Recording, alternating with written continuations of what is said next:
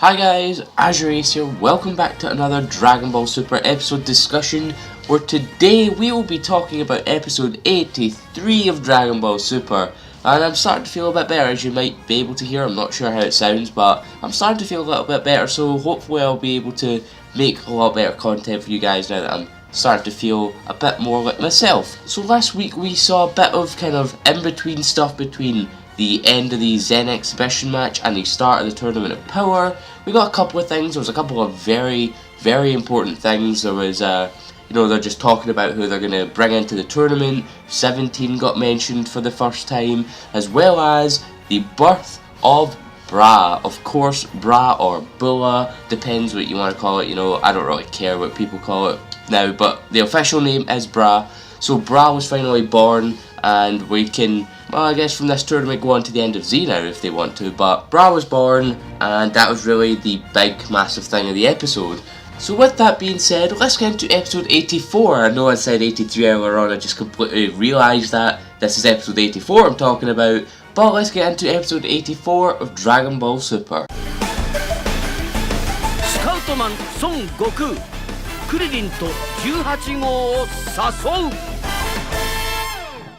So the episode begins with Goku and Gohan flying towards Krillin. We then switch to a scene with Krillin helping out at a bank robbery, with him just slamming this guy into the wall and then heading off, and we see Goku and Gohan are following him.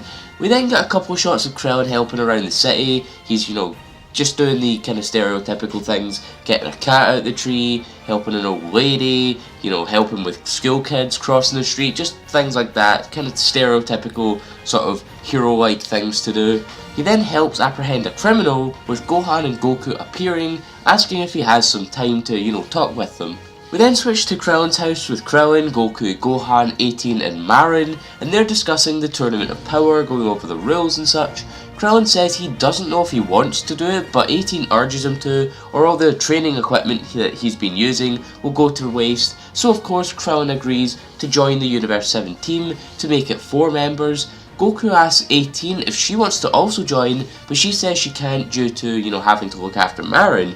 And Goku says, you can just leave her at Bulma's place, I'm sure she'll have a lot of fun there. And she's like, nah, I can't.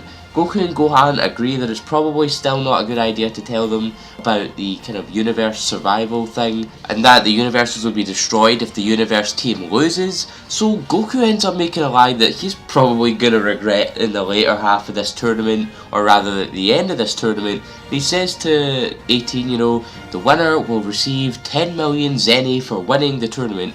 And of course we know 18 absolutely loves her money. We've seen this time and time again in the series, so she agrees to join, making it 5 members, but Gohan says that he does have a request for Krillin. We then switch to see Gohan and Krillin getting ready for the fight, because Gohan wants to test Krillin to see how strong he is. He knows for a fact that the Krillin he knows, from what he's seen from back in the Buu arc and things like that, he knows he is not, he's not going to stand a single chance in the Tournament of Power, and that he wants to see why Goku picked Krillin of all people to join the team. 18 is starting to catch on to the fact that there's something amiss here, maybe Goku's hiding something, because Gohan is being very serious about this fight, and Goku said that the winner would receive 100 million Zeni instead of 10 million this time. So they're just, talking about stuff. Krillin's getting ready, then Marin shouts for Krillin to win, which distracts Gohan as the fight begins with Krillin going right in for a few hits on Gohan before coming to a stalemate.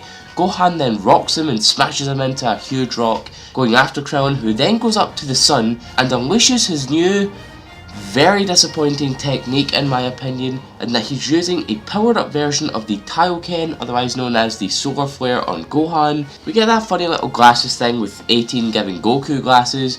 Krillin then swoops in, sweeping Gohan's legs away from him, hitting and knocking him on the back of the rock, knocking him out of bounds and actually winning the fight, which is great for Krillin.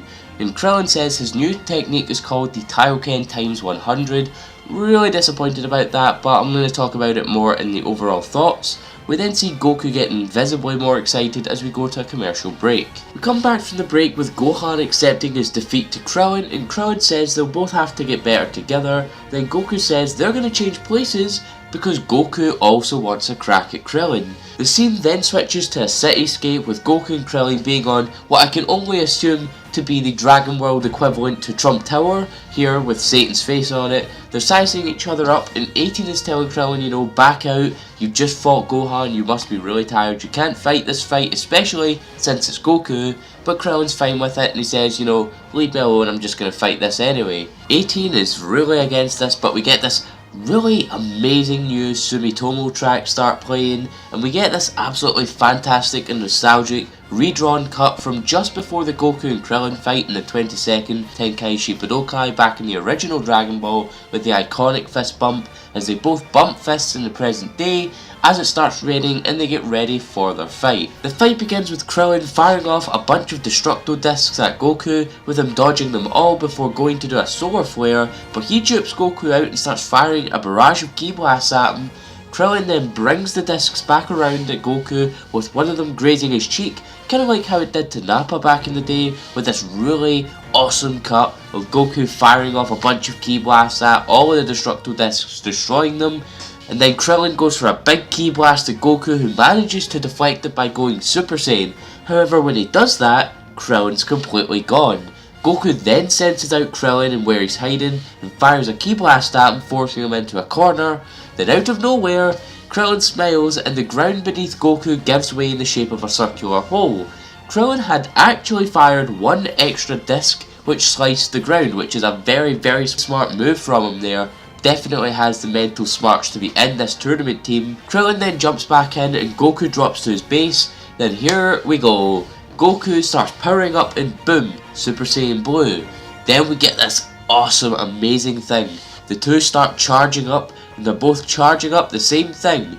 They're both going for a double Kamehameha beam struggle and they both go in for it. However, surprisingly enough, for like a split second, maybe like a second or two, Krillin has the upper hand and begins to push Goku back. But of course that wasn't going to last for very long. Goku then pushes right back, but just before the blast reaches Krillin, 18 jumps in, hitting at Goku, making the blast go up into the sky, virtually ending the match. However, she goes over to Krillin saying it's not over yet as they both get ready to team up against Goku, but Goku goes back to his base form and says he's actually done fighting and ends the match. And he says that he doesn't really understand the tournament now and it would have been really dire if he went into the tournament in this state. And he says that he and Gohan will have to learn from 18 and Krillin. He thanks them both for joining the team and teaching them about how to really handle this tournament.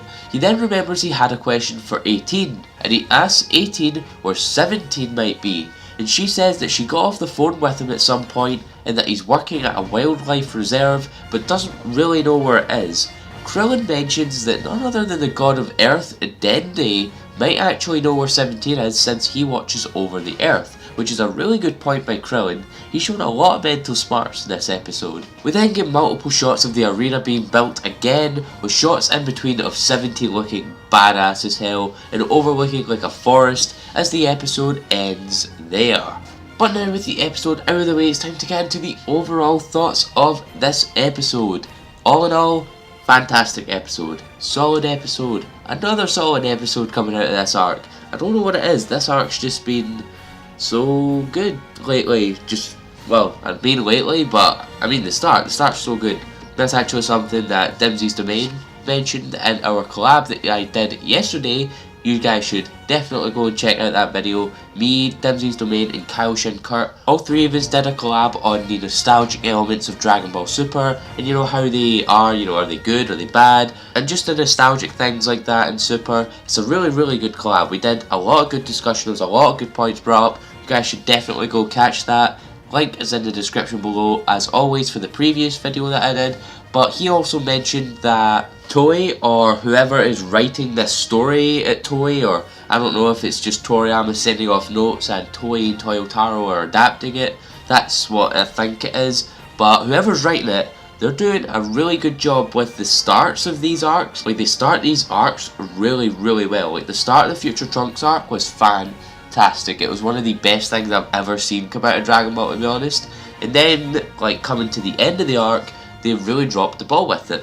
Now I'm wondering if they're going to do that with this arc, because they started this arc off really well, and I'm wondering if maybe they're going to drop the ball near the end. But I think it's going to be really good. Honestly, this arc may possibly surpass the Future Trunks arc, but I guess we'll just have to wait and see. Next thing I want to talk about is Krillin's disappointing technique. I was really disappointed by that. I thought it was going to be something actually new and cool, but it's not really anything new. It's just an overpowered version of the Taiyoken, which is, it's not a new technique, it's an old technique. It's just been powered up to make more relevant, I suppose.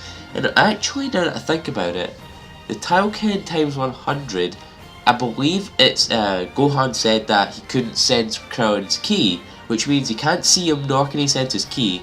But that's also a bad thing because it'll be blinding your own teammates as well. So I'm not sure how that's going to work in the tournament.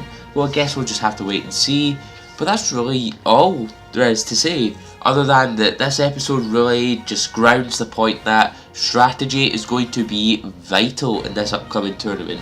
If you don't have a strategy, you are going to fail so badly. Even Goku mentions, like, I'm going in this with the wrong mindset. I'm going in this with just power in mind. I'm not going into this with strategy, and that he's going to learn from 18 and Krillin to sort of get a strategy going. And Gohan says he has to come up with a plan for the team anyway, so yeah, that sort of settles that. But that's all really for this video.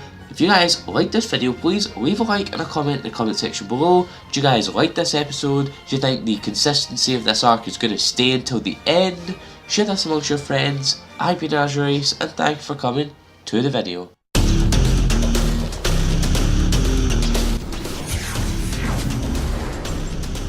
You have arrived.